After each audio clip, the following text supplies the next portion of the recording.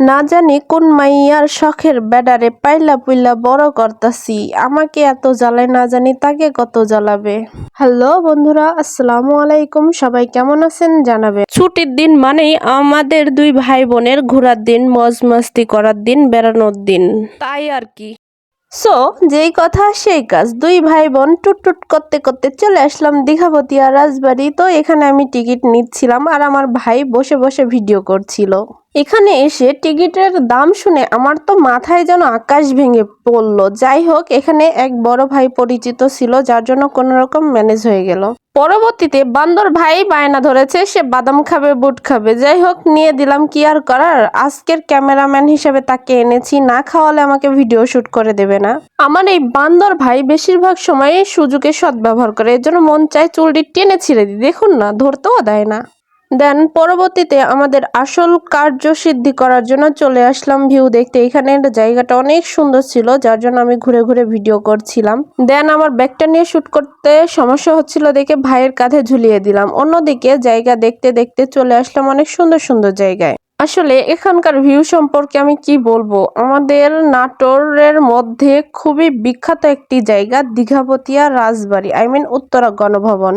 এখানের প্রতিটা দৃশ্যই মনোমুগ্ধকর দৃশ্য, যা দেখে চোখ জুড়িয়ে যায়। এখানে যারা আসে তারা এই জায়গার মায়ায় পড়ে যাবে, যা ছাড়ানো বা কাটানো খুবই কষ্টকর। অন্যদিকে আমার ভাইয়ের কথা শুনে আমি রীতিমতো অবাক হয়ে যাচ্ছি। এক একটা ভিডিওর মূল্য নাকি সে 50 টাকা পিস করে নেবে এবং প্রতিটা ছবি তোলার জন্য সে নাকি 100 টাকা করে নেবে। এখন দেখি ঘরের শত্রু বিদূষক অন্য জায়গায় থেকে আমি ছবি তুলে নিলে এত মনে হয় প্রাইস রাখবে না। আমি তো জাস্ট তার দিন দুপুরে ডাকাতি করার কথা শুনে অবাক হয়ে গেছি। যাই হোক, ফাও ফুটি দিয়ে কোনো রকম ভিডিও শুট করে নিচ্ছি, ছবি তুলে নিচ্ছি, পরবর্তীতে তাকে দেখে নিব। এখানে বসে বসে মনের সুখে গান বলছিলাম আর ছোট ভাই ভিডিও করছিল। সে যে কেন এলো না, কিছু ভালো লাগে না, এবার আসুক তারে আমি মজা দেখাবো।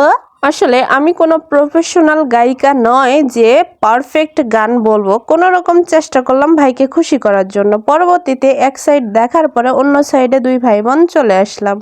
এই সাইডে ঢুকতেই ভাই বলে উঠে, আপু পানি খাবো। এখন তার জন্য তো আর আমি পানি আনিনি, বান্দরের মতো বাদামগুলা একাই খাইলো, তারপরে বলতেছে পানি খাবে।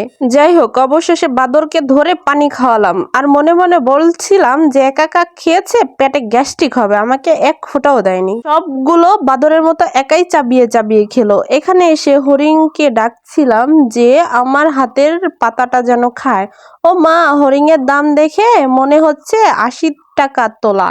আমার কাছে আসলো না, খেলো না। অন্যদিকে আমার বাদর ভাই যখন দিচ্ছে ও মা, তখন দেখি ঠিক খাচ্ছে। তো আমার সাথে এটা কি অন্যায় করা হলো না? আপনারা একটু বলেন।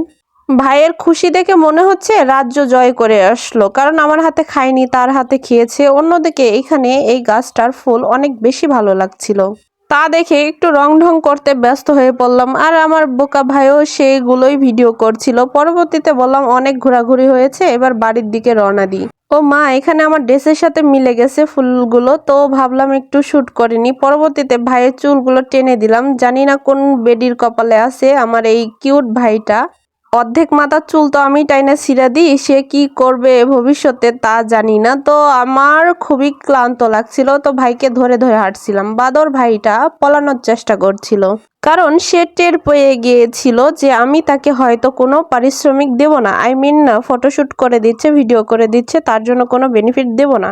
তার জন্য সে আমার কাছ থেকে পলানোর চেষ্টা করছিল, কিন্তু আমিও নাছোড়বান্দা শক্ত করে আটিসাটি করে তাকে ধরেছিলাম যেন পালিয়ে যেতে না পারে। পরবর্তীতে দুইজন বাহিরে চলে আসলাম। আজকে হাটের দিন ছিল আর প্রচন্ড গরম, বাতাস করছিলাম ব্যাগ দিয়ে। এদিকে ভাই দুষ্টুমি শুরু করলাম, মারলাম। মারার পরে আমাদের খাবার চলে আসলো, কিন্তু দুর্ভাগ্যবশত আমার পেটু ভাই সব খেয়ে ফেললো, আমাকে এক ফোঁটাও দিল না।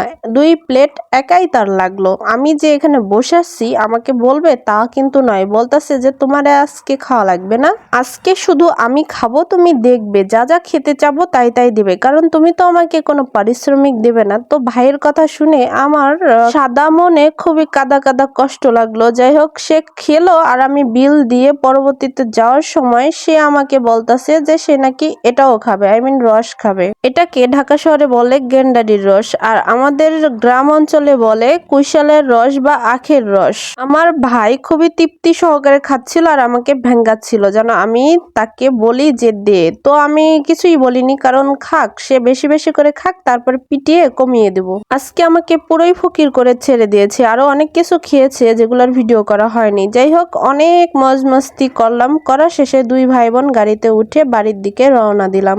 এখন আমরা দুই বান্দর যেখানে এক জায়গায় থাকি, সেখানে কি নীরবে থাকা যায়? মারামারি না হলে কি জমে বলুন তো? গাড়ির মধ্যে দুইজন তর্কে জড়িয়ে গেলাম। আমি যেমন নাছোড়বান্দা, আমার ভাইটাও হয়েছে ঠিক আমার মতো নাছোড়বান্দা, হার মানতে রাজি নাই। যাই হোক, চুল টুল টেনে বললাম যে আমি জিতেছি, আমার কথাই শুনতে হবে। ও মা, চুলকে স্টাইলিশ করে সেট করে আবার শুরু আমার সাথে। যাই হোক, কিছু না বলি তো পরবর্তীতে আবার দুইজন মেহেদি নিয়ে মারামারি লেগে গেছি যে কার হাতেরটা বেশি সুন্দর। আমার ভাই একটু লাজুক প্রকৃতির ছিল, তো আমি তাকে ধরে বেঁধে জোর করে দিয়ে দিয়েছিলাম। আর এখন দেখুন না, আমার সাথেই মারামারি করতেছে। যাই হোক, ভিডিওটা কেমন লাগলো অবশ্যই জানাবেন। ধন্যবাদ সবাইকে। আল্লাহ হাফেজ।